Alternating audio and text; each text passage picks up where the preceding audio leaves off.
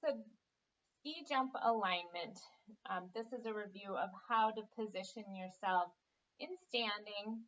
Many people stand with their pelvis forward, and then with their rib cage might be living either here where it's kind of down in the front or lifted like this.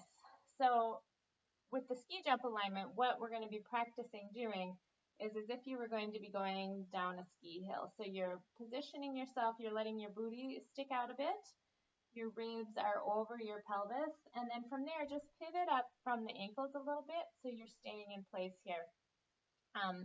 So if that works for you, you can do it. Some people would rather just think about just letting their pelvis go back just a little and then seeing what adjustments you need to make with your rib cage so that it's not bell rung up.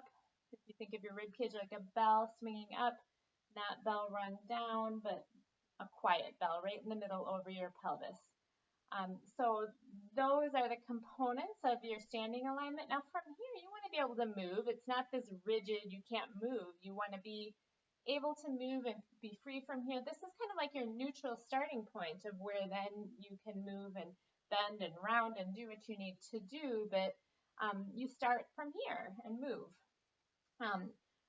So then the last part of the ski jump alignment is what is your head and neck doing? And so it's very common to be here, and that often kind of goes with this pelvis forward position. So as the pelvis comes back, you adjust the rib cage. Then think about if there was a helium balloon attached to your ponytail, if you had a ponytail, um, or even a string, and it's floating that head taller, longer. So it's not this pulled back position, but it's just a lengthening through the neck and the head where you almost grow taller away from the heels. The heels are reaching down, the neck is growing taller. So those are kind of the three components. You want to look at pelvis, rib cage, neck. And then from there, just check in, are you able to breathe well? Because oftentimes when we're living here and you try to take a deep breath, you realize, maybe it's all coming from belly, or if you're living here, maybe all the breath is coming from up here.